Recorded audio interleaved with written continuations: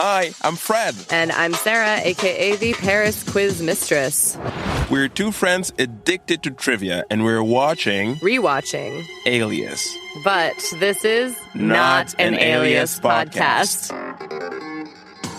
Every episode, we play general knowledge trivia on a theme. 5 quiz questions for you to play along. And the iconic early 2000s spy thriller show starring Jennifer Garner Doesn't really matter.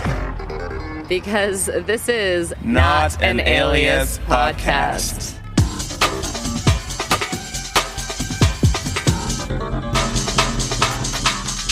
Hello, Fred. Hi, Sarah. So, episode 15. Oh, yeah. Very exciting. Page 47. Incredible. Yeah. The plot thickens. Oh, thickums. Very thick. With 3 C's. Indeed. All right. You got 60 seconds. What happened in page 47? So, first, Sydney swings and smashes through glass, and she manages to escape the Russian compound with Dixon. Then Will receives the Captain Award for his work, and he invites Sydney instead of Jenny to celebrate. But Sloan wants Will out of the game, but Dad is like, it's fine to handle it.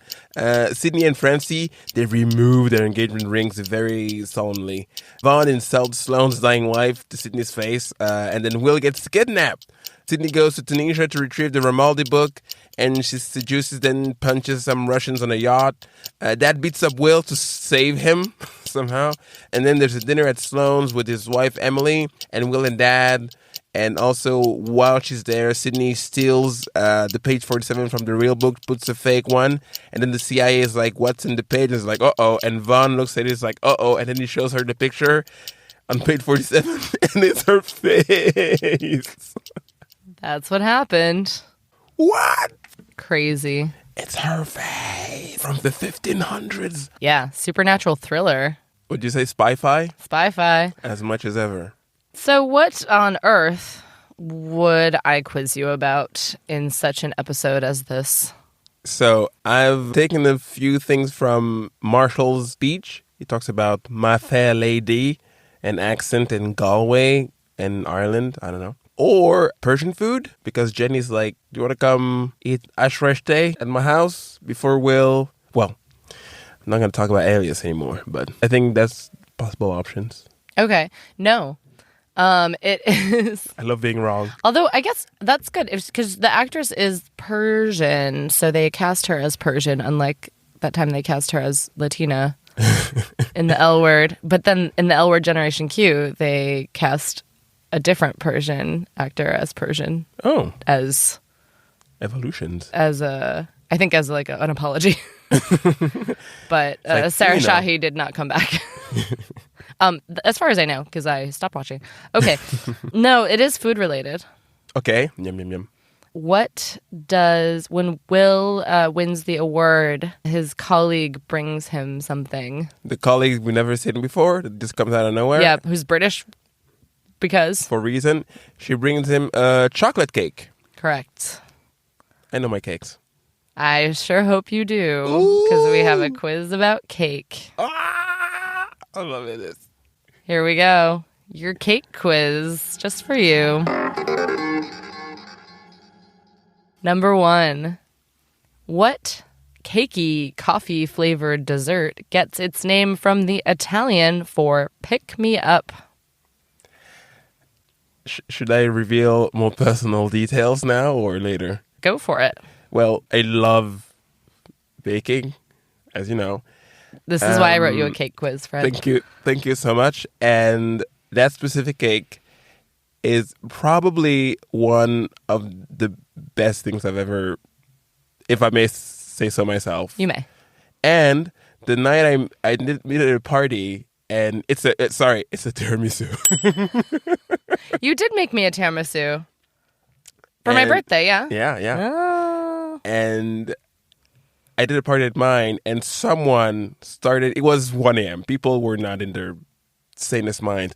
But it was a great drunk idea. Someone started eating it with tortilla chips. Ooh. Incredible. Sweet and Incredible. salty. I was very skeptical seeing all like 4 or 5 drunk people being like, oh, it's great, tortilla chips and tiramisu. Then I tried it and I was like, this is really, really good. Game Crunchy changer. without like ruining the sweet taste. Oh boy. If ever you have the opportunity, do that. That, there you go. You heard it here first. Question 2. You probably know that the traditional British sponge cake was named after her, but royal icing also owes its name to this royal, so named after it was used to decorate her wedding cake in 1840. Who is she, the namesake of both royal icing and the traditional British sponge? Is it the mother of all of European royalty, Queen Victoria? That is indeed. Do you know, before Queen Victoria's wedding, do you know what royal icing was called? Ooh, nope, no idea. White frost? It was just called egg white icing. Oh. Boring. All right, next question. Question 3. A little boy named Bruce Bogtrotter stole a piece of chocolate cake from headmistress Trunchbull, who then forces him to eat an entire cake at a school assembly. In which children's book? Rife with child abuse. Oh my God. This is like one of the more abusey books, I think, by this author. Although they all kind of are, aren't they? Is it a Dickens? No, it's children's book. Do you want a hint? I feel like I heard of this.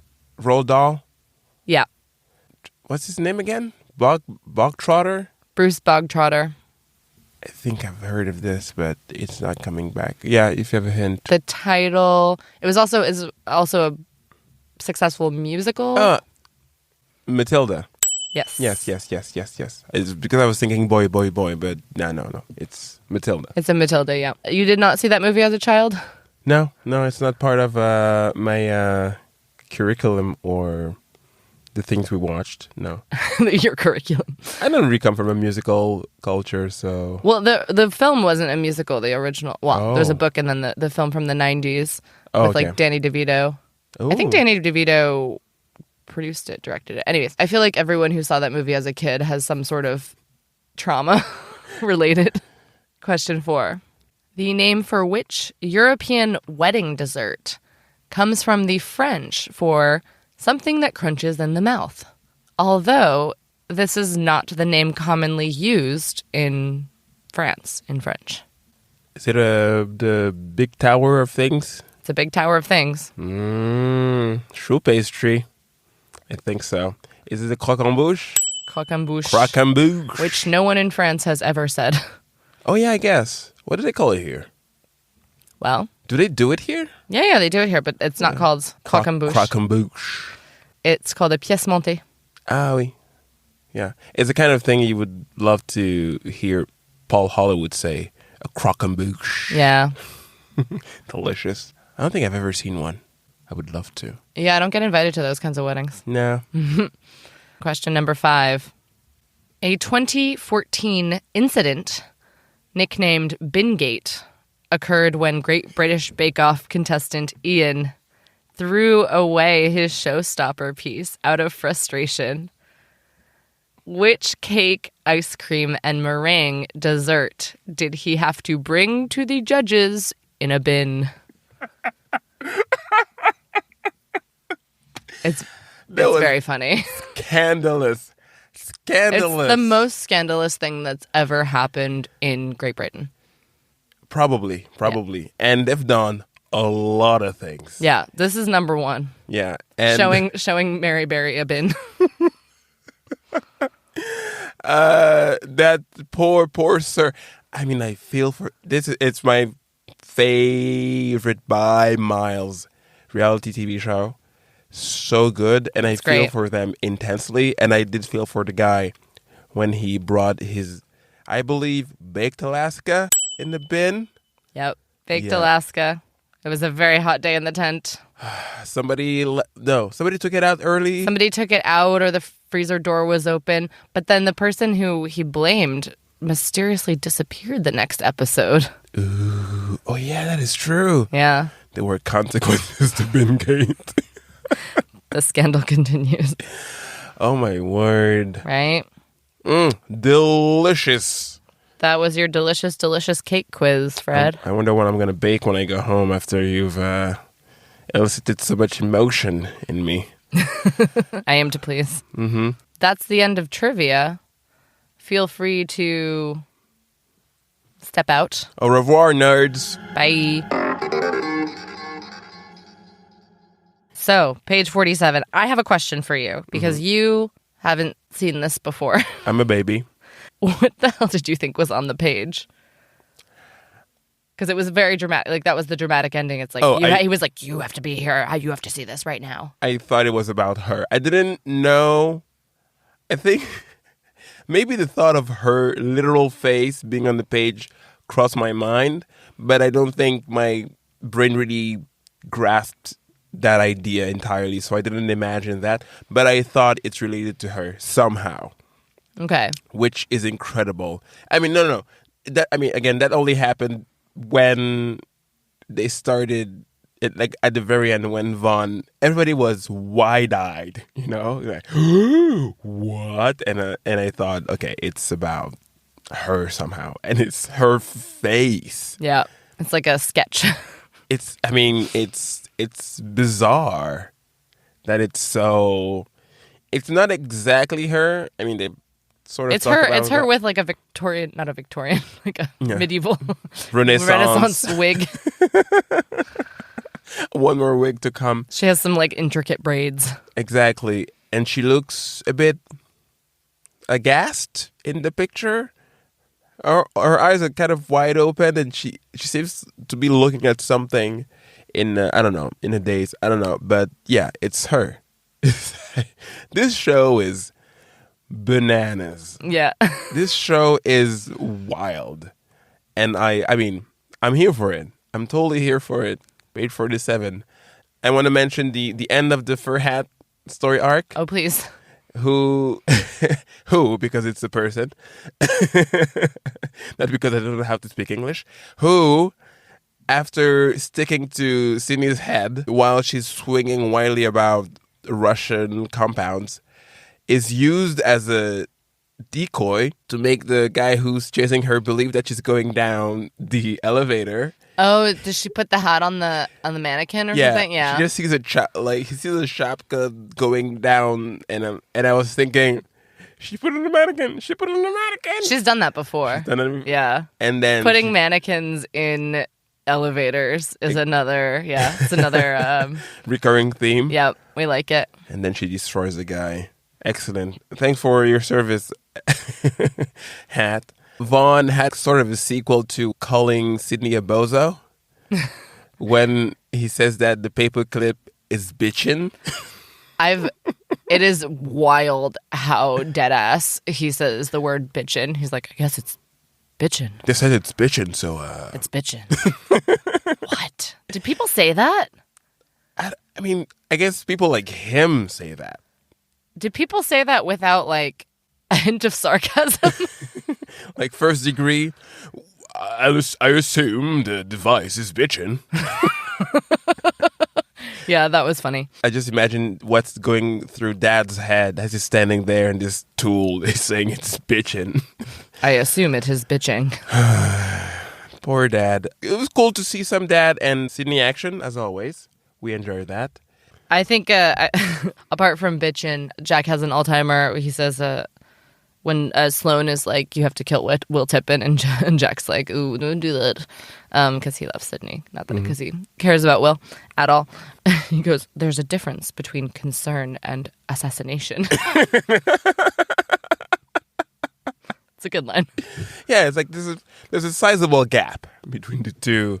Speaking of Will, who gets beat up by Dad for love, as you said. And then they have dinner together. Exactly. It's like, hi. Hello, nice to meet you. Yeah, sure. It's like, oh, Will's coming to dinner. That's no reason. No, all good. But Will manages to break up at the worst possible time. Yeah. Sarah Shahi always getting dumped. R.I.P. That I assume that's some L word content. Oh, yeah. She got left at the altar. Oh, no. At the altar? Oh, no. Sorry. I apologize. I'm not even. But she's like, do you want to have food with my mom? And he's like, I don't think this is working out. She just saved you from being punched for a while. But she did leave him stranded, which was the move. Yeah, I mean, obviously, you got to do that. You don't see the part where he orders a 2003 Uber, but he got home. Sloan has a way of drinking water evilly. I feel like he does this a lot, where he just takes a sip of water and he wipes his mouth, and you're like, oh, he's so evil. I know he kills people. Look at that lip. That wet lip. So thirsty for murder, assassination. Which is different from concern. Yeah. Oh, we're beyond concern. Right. So, what is to come? You will have to tune in next time. Exactly. Episode 16 coming up. All right. We out. Thanks for listening to Not an Alias podcast, produced by Celia Brondeau with original music by Mad98. If you love what we do, leave us a tip. The link to the tip jar is in the description. And you can follow all things trivia at Paris Quiz Mistress. And all things Fred at Fred Me Up. Until next time. Stay nerdy and keep quizzing.